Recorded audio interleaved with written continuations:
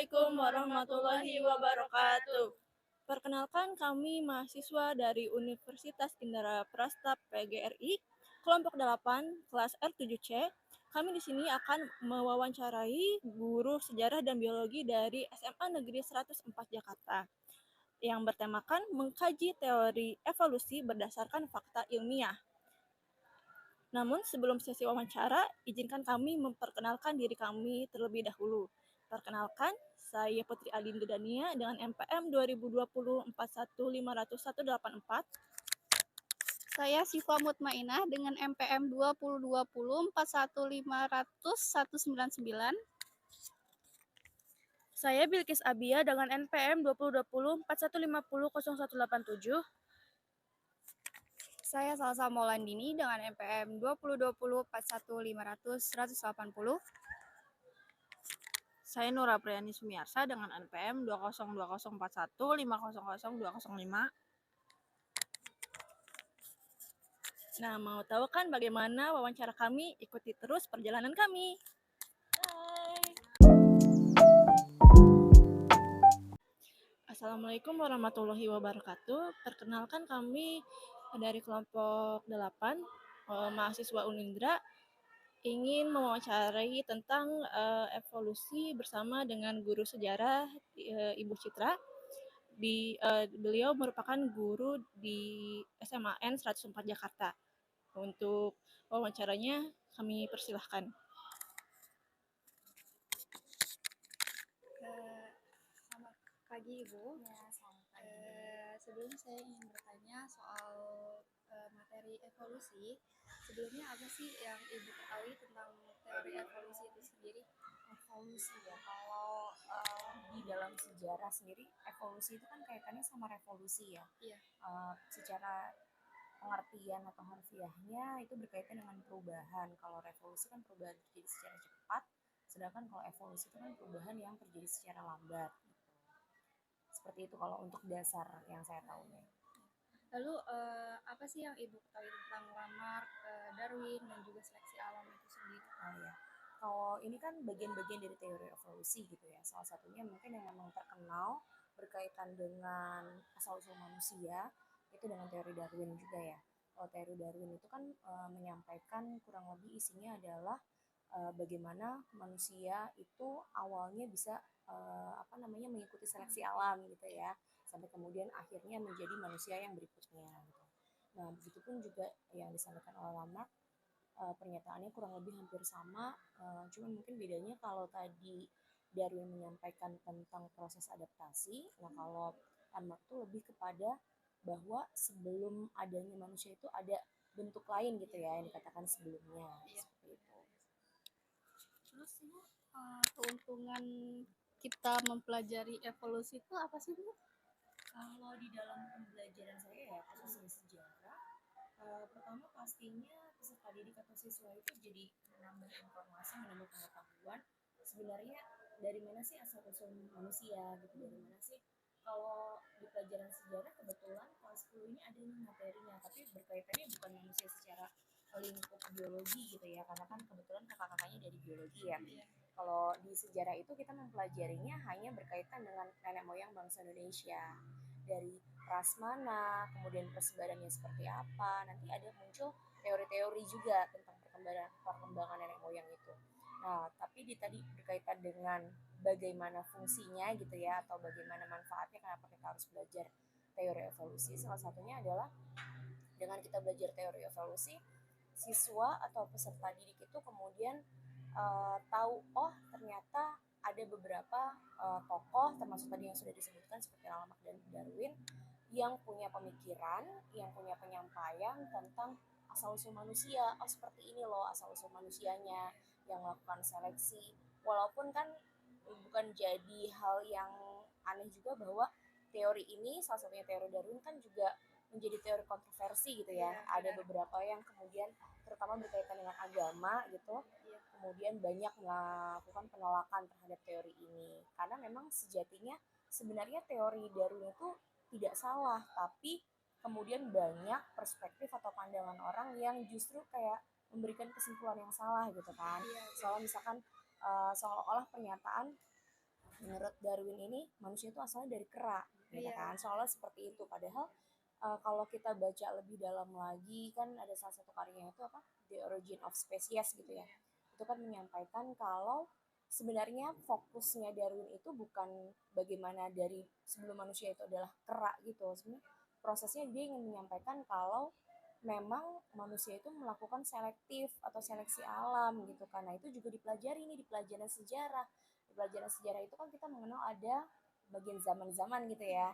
Ada zaman berdasarkan kebudayaan dan sebagainya.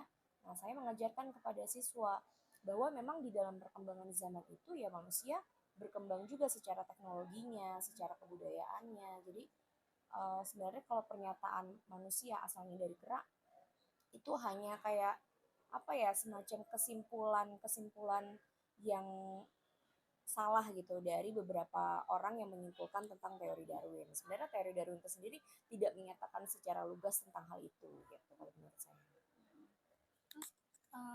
Apakah Ibu percaya tentang teori evolusi itu sendiri? Kalau teori evolusi yang kaitannya tadi saya bilang bahwa memang fokusnya di situ adalah tentang selektif atau seleksi alam, saya percaya bahwa memang manusia atau kita kenal manusia purba gitu ya, manusia praaksara itu pasti akan melakukan seleksi alam. Dimana apalagi mereka awal-awal zaman itu kan mereka hidupnya pindah-pindah kan ya, nomaden.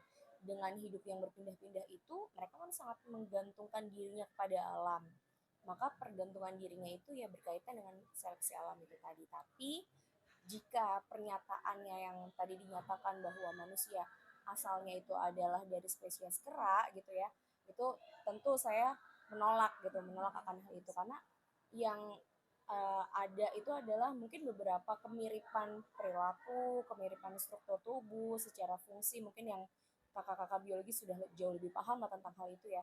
Mungkin hanya kemiripan itu saja, tapi bukan bisa diartikan bahwa asalnya itu dari kera. Seperti itu. Eh, siapa siapa nenek moyang dari manusia menurut teori evolusi itu sendiri? Kalau menurut teori evolusi kan tadi ya beda-beda pendapat ya dari mulai Lamarck sama Darwin tentang pernyataannya yang intinya kalau apa namanya evolusinya Darwin itu kan menyampaikan dia ada seleksi yang kemudian nanti berubah ada dikenal sama hominid ya, hominid awalnya manusia praaksara atau manusia purba. Terus Bu, pertanyaan terakhir nih, apa yang Ibu ketahui tentang manusia purba? Ya, manusia purba tadi mungkin sudah beberapa disebutkan di awal ya. Manusia purba atau saya lebih senang untuk menyebutnya kepada siswa itu manusia praaksara. Praaksara itu kan artinya memang zaman ketika belum mengenal tulisan ya. Secara komunikasi mereka belum ada bahasa yang diakui, kemudian belum mengenal tulisan untuk komunikasi dengan baik seperti halnya zaman sekarang.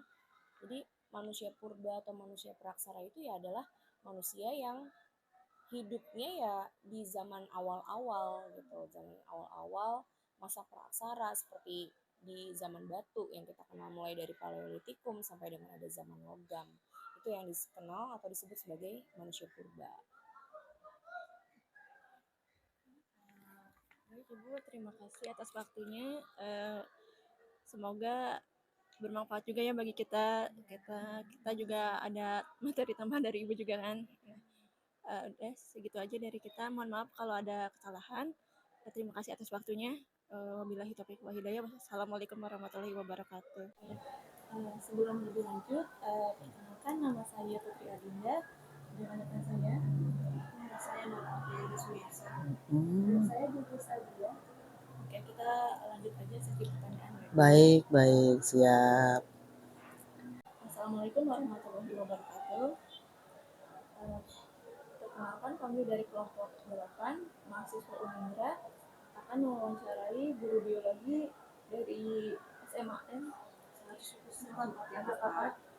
Oke, kita mulai saja ya dari perkenalan gurunya. Maaf Bu, selamat siang. Selamat siang. Boleh kami minta waktunya untuk wawancara? Oh iya, boleh. Sebelum wawancara kita perkenalan dulu ya. Baik. Nama Ibu siapa?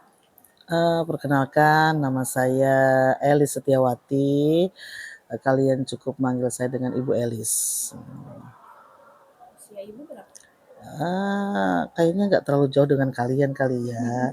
Usia saya ya 17 tahun lebih banyak gitu ya. Ya sekitar 54 tahun. Pengalaman mengajar ibu di SMN 104? Baik, saya mulai mengajar di sekolah ini sejak tahun 1992. Ya dihitung-hitung sih kira-kira berapa tuh? 34 tahunan ya. Seperti itu. Asal perguruan tinggi ibu gimana? Ya, saya sebelum mengajar, kuliah saya ada di UI, di Fakultas MIPA, jurusannya biologi. Kemudian saya lanjut lagi di IKIP, masih jurusan yang sama yaitu biologi juga. Malah bismillahirrahmanirrahim. Bisa jawab nggak nih saya? Duduk kayak ujian sidang skripsi aja nih saya nih ya. Ini waktu saya dulu kuliah evolusi di UI dulu, itu dosen saya itu cerita kemana-mana gitu tentang evolusi. Kadang bete ya, cerita mulu gitu kan.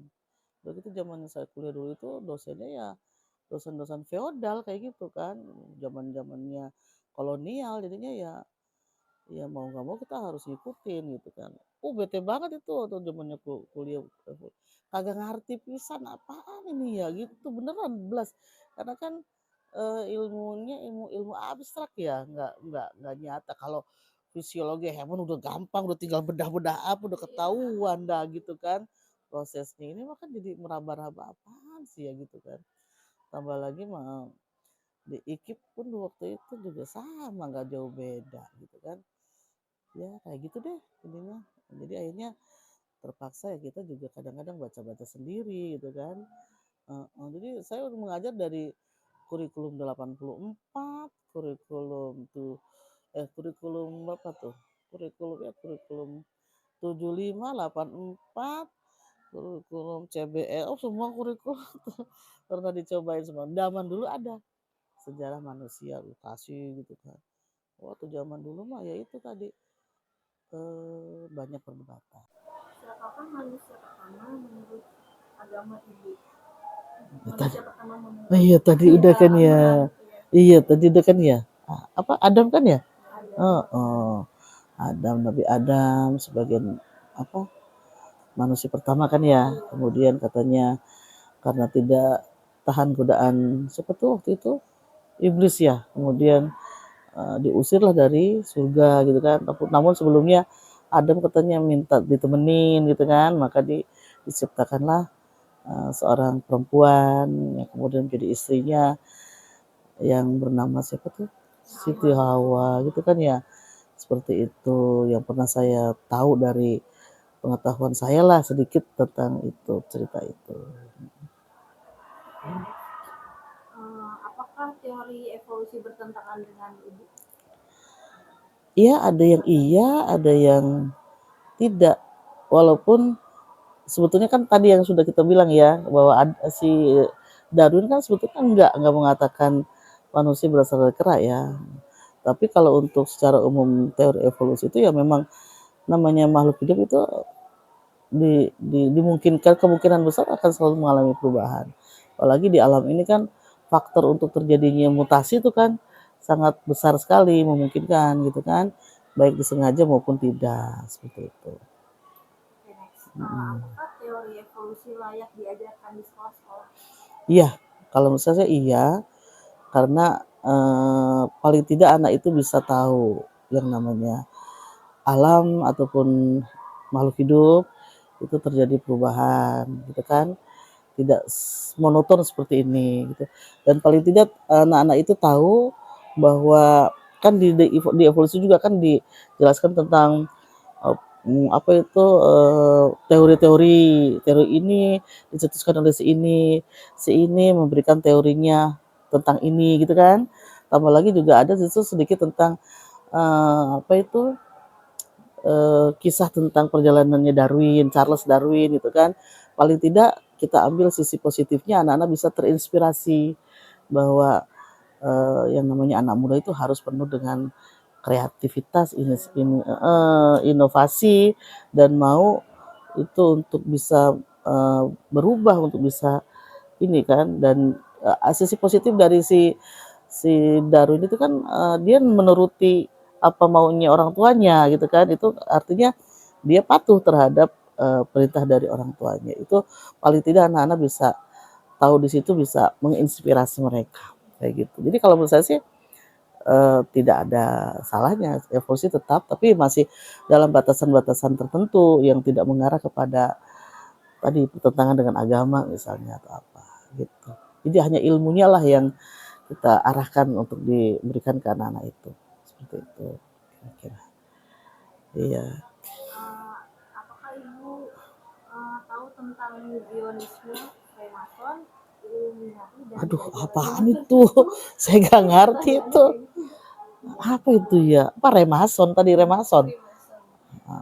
Saya taunya Remason. Apa sih, saya nggak ngerti tuh Zionisme. Apa tuh, nak coba bisa berikan ini nggak? Saya malah nggak begitu. perkumpulan yang atau organisasi yang menentang agama-agama gitu, ya satanisme, Kayak sekte-sekte gitu ya. pokoknya perkumpulan organisasi Organisasi yang menentang tentang hal-hal yang berbau agama. agama. Berarti dia ke arah ateis gitu ya. Saya malah nggak tahu persis ya. Takutnya saya kalau ngejawab tahu salah kan. Masalah itu saya nggak terlalu bisa menguasai ya. Cuman yang jelas memang ada, saya sih pernah dengar ya gitu.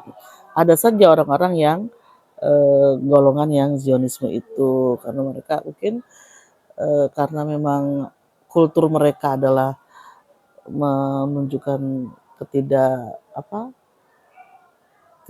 ketidakpercayaannya dia terhadap suatu keyakinan gitu kan, dia merasa itu tidak penting mungkin kan ya, seperti itu. Kalau yang kedua apa tadi? Itu apa tuh? Illuminati. Illuminati apa tuh? Pernah dengar nggak? Saya malah nggak begitu paham. Organisasi yang pokoknya menentang agama-agama Sama dengan Zionis tadi ya. umat manusia itu ya nggak pakai sama Tuhan. Oh gitu. Mungkin kalau untuk cerita zaman dulu mungkin ya kita tahu lah ya, misalnya iya seperti itu ya. Oh, yang ketahayul-tahayul untuk zaman sekarang nih. Tujuan mereka tuh kayak bikin sesuatu kayak apa yang dikatakan di Al-Quran atau di Alkitab itu bohong gitu. Oh, dia mau Kayak membantah agama, katakanlah membantah Al-Quran itu ya.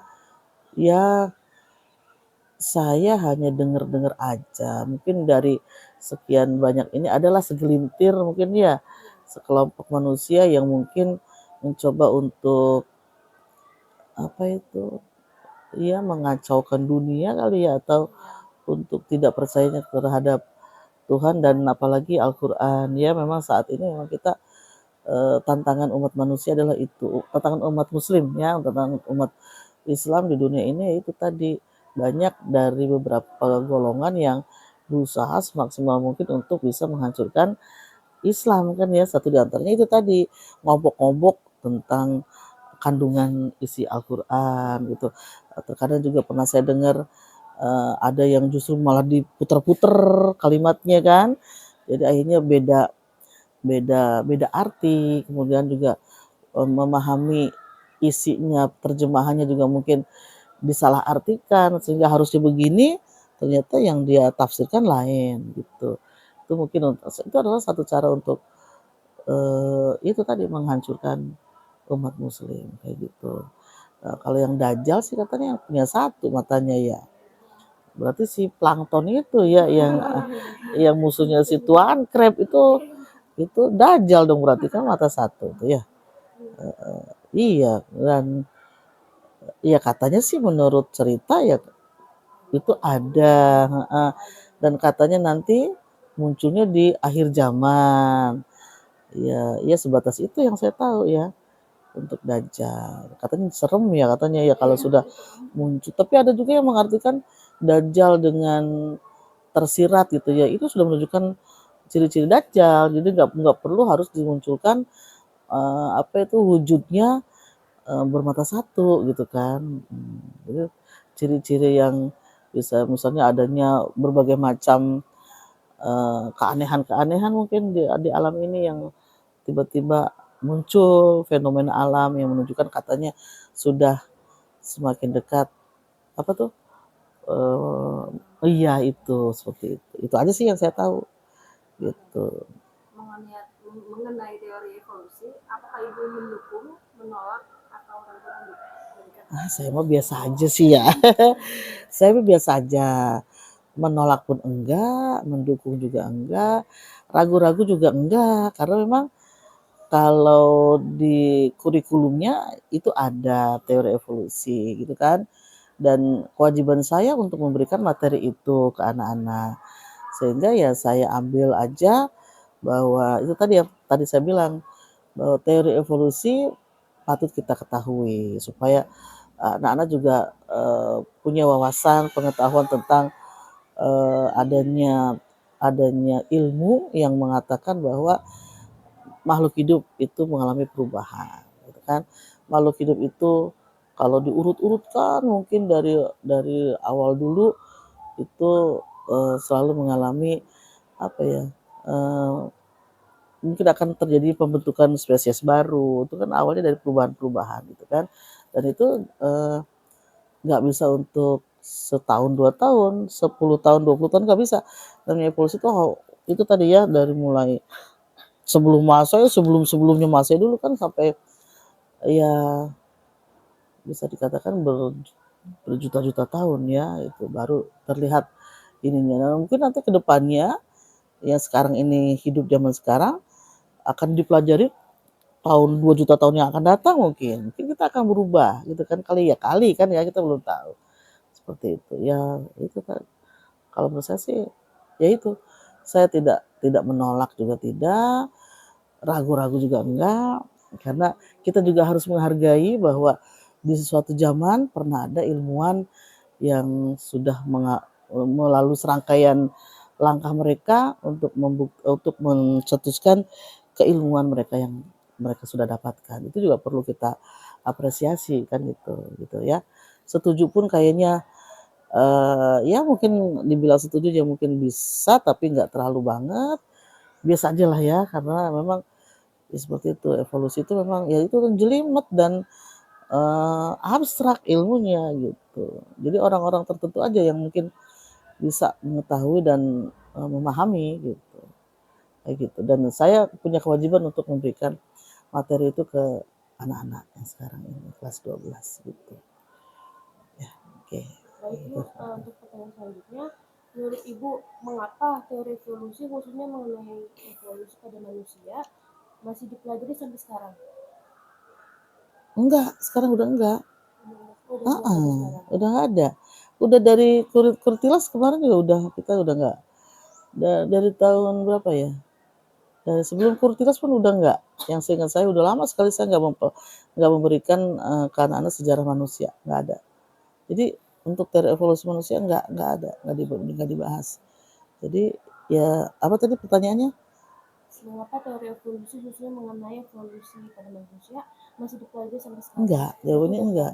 Udah enggak ada teori evolusi di manusia, udah hapus. Iya, udah enggak diajarkan. Kalau zaman dulu tuh kurikulum 84 itu ada waktu saya SMA, saya belajar itu sampai diurutin tuh dari mulai Australopithecus africanus, kemudian Pithecanthropus apa dulu tuh? Oh, Meganthropus sampai kemudian menjadi Homo habilis itu kan. Homo Homo Homo erectus dulu, Homo erectus yang itu terkait dengan sejarah kali ya. Ya kemudian itu dipelajari juga di biologi.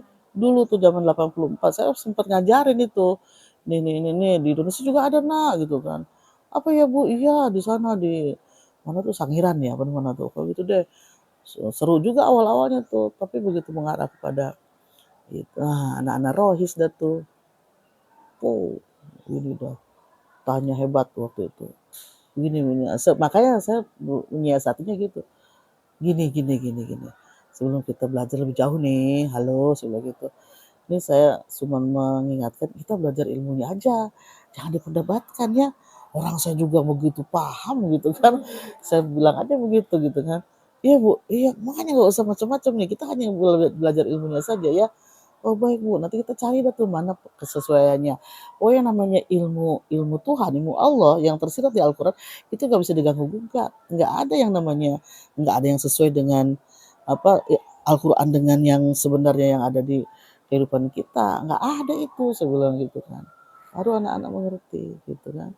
Coba untuk menyiasatinya untuk ke arah evolusi manusia itu saya bilang gitu tadi bahwa manusia dengan kera itu satu kekerabatan yaitu primata, sama-sama kita satu ordo dengan kera-kera itu. Jadi jangan sampai kamu salah tafsir. Bukan manusia berasal dari kera gitu kan. Tapi manusia dengan kera adalah satu kekerabatan yang dekat. Ibarat kamu dengan adik kamu dengan sepupu kamu, itu adalah kan satu kekerabatan gitu kan. Pasti ada kemiripan, saya bilang gitu. Nah kemudian mereka ini saling mengalami perubahan, evolusi kan. Nah kalau si primata ini itu nanti menjadi ke apa itu family Pongidae gitu ya, Pongidae. Nah, kalau ini kita nih manusia nih, dia ada satu mata rantai yang putus, nggak bisa dijelaskan, saya bilang gitu. Kenapa bisa begitu? Nggak bisa, nggak ada yang bisa menjelaskan. Itu namanya missing link, saya bilang gitu. Sehingga kita nggak bisa menelusuri bagaimana kok bisa menjadi jreng langsung manusia gitu, nggak ada begitu. Iya begitu, iya sebelum begitu. Nah itulah yang mungkin yang kemudian menjadi manusia pertama yang kita kenal dengan Adam itu nak, saya bilang gitu. Dia ada missing link di situ ketika si manusia kera dengan manusia kera apa tadi kera eh, apa tadi nenek moyang kera dengan nenek moyang manusia ini satu kekerabatan begini kan dekat. Nanti dia akan melakukan evolusi kan. Nah ini cepet nih akan menjadi pongide kan. Ini nggak bisa nih langsung set di sini hilang satu mata rantai hilang, nggak bisa terdeteksi bagaimana perkembangannya. Langsung ujuk-ujuk ke homo homo sapien langsung begitu. Dia ada yang namanya missing link. Sampai sekarang nggak ada yang bisa menemukan ceritanya gimana. Terus akhirnya saya kaitkan aja, kenapa itu nggak bisa ketemu nak? Nah, anak-anak kan mikir jadinya, gimana tuh? Nah, itulah bukti bahwa kekuasaan Allah. Itu ilmunya Allah di situ. Kita nggak bisa menyamai ilmunya Allah gitu. Iya ibu ya, iya. Itulah makanya kita harus yakin dengan kita itu bahwa ilmu kita tuh kecil banget di hadapan Allah gitu kan. Tidak ada yang menyamai ilmunya Allah. Nggak ada yang bisa untuk mengungkapkan itu. Missing link itu sampai kapanpun nggak bisa. Gitu jadinya. Oke, terus akhirnya oh seperti itu ya Bu. Iya. Jadi ya pasti kita akan sama dengan si kera ini karena kan satu kekerabatan, satu primata, ordo primata. Baru karena adanya beberapa perbedaan, maka familinya jadi berbeda gitu kan. Kalau si kera sama Pongidae, kalau kita Hominidae, saya bilang gitu. Oh seperti itu. Ya sebatas itu yang zaman dulu, zaman tahun kapan tuh ya. Sekarang udah nggak saya bahas. Karena memang tidak ada di kurikulum. Kayak gitu. Untuk pertanyaan selanjutnya, apakah boleh jika kita menjelaskan suatu ilmu atau teori kepada orang lain atau peserta didik tetapi bertentangan dengan agama yang kita anut, berikan alasan? Apa tuh? Apakah boleh ditanyanya kalau bertentangan dengan agama? Suatu ilmu bertentangan. Ya pertama sih kita yakini bahwa yang pasti benar adalah Al-Quran tentunya, ya kan? Itu yang harus kita pegang duluan, gitu kan? Kita juga harus kaji dulu ini bertentangannya sebatas mana, gitu kan? Seperti itu. Kalau bertentangannya mungkin hanya sebatas redaksinya aja mungkin penyampaiannya dari ilmu itu, ataukah memang pendapatnya si ilmuwan yang mencetuskan ilmu itu gitu kan. Ya kalaupun kita mau menyampaikan itu kita sama-sama diskusi di mana letak bertolak belakangnya. Yang penting kita tidak memaksakan bahwa ini harus benar gitu kan. Kalau memang itu memang tidak sesuai ya sudah kita anggap bahwa yang salah adalah yang ilmu ini. Kalau ilmu kan bisa saja diganti kan ya. Pendapat seseorang bisa saja muncul pendapat yang sama tetapi redaksinya berbeda dan kemudian lebih diakui. Nah, yang ini berarti teori yang ini akan ditinggal seperti itu. Yang jelas kita harus tetap meyakini bahwa yang namanya ilmu ataupun apapun yang ada di Al-Quran itu pasti benar, nggak bisa diganggu gugat gitu kan, dan nggak bisa diperdebatkan kalau yang namanya sudah di Al-Quran kan, dengan keyakinan kita, iman kita yang sudah kita punya gitu, itu ya. Kalaupun mau disampaikan ya kita harus kita diskusikan di mana letak kontraknya itu, seperti itu sih kalau menurut saya sih. Untuk pertanyaan terakhir, Bu. Asik, terakhir nih. Aduh, dapat berapa kira-kira nilainya ya? Waduh, nanti langsung ada di situnya nilai Anda segini gitu ya? Enggak ada. Oke. Bagaimana cara Ibu menjelaskan teori evolusi, khususnya evolusi pada manusia pada peserta didik? Tadi udah tersirat ya. Kalau zaman dulu yang masih ada pembahasan tentang evolusi manusia, itu tadi kayak gitu. Pertama saya giring dulu ke anak-anak untuk tetap kita belajar ilmunya gitu kan. Kemudian tidak ada yang namanya perdebatan nih ya. Karena kita sudah meyakini yang namanya yang paling benar adalah Al-Quran. Keyakinan kita. Kalau saya di kelas itu semuanya muslim, saya berani ngomong begitu. Kalau yang ada di kelas lain yang mungkin ada non muslim juga saya akan tekankan. Pun halnya dengan keyakinan di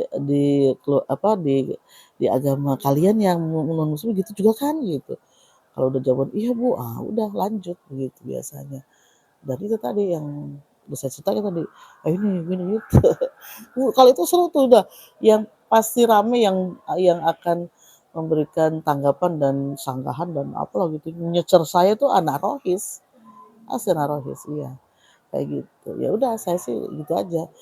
Lalu kalau nggak menerima juga begini, kan tadi udah saya bilang kita belajar tentang ilmunya, nggak dibikin perdebatan supaya kamu tahu bahwa di suatu zaman pernah itu yang namanya Charles Darwin hidup, Lamarck hidup, Weismann hidup, semuanya hidup zaman itu. Mereka berpikiran hal yang sama tentang adanya perubahan di makhluk hidup. Saya bilang gitu aja. Mm. Pertanyaan kami ya. Terima kasih. Sekian dari kami. Wassalamualaikum warahmatullahi wabarakatuh.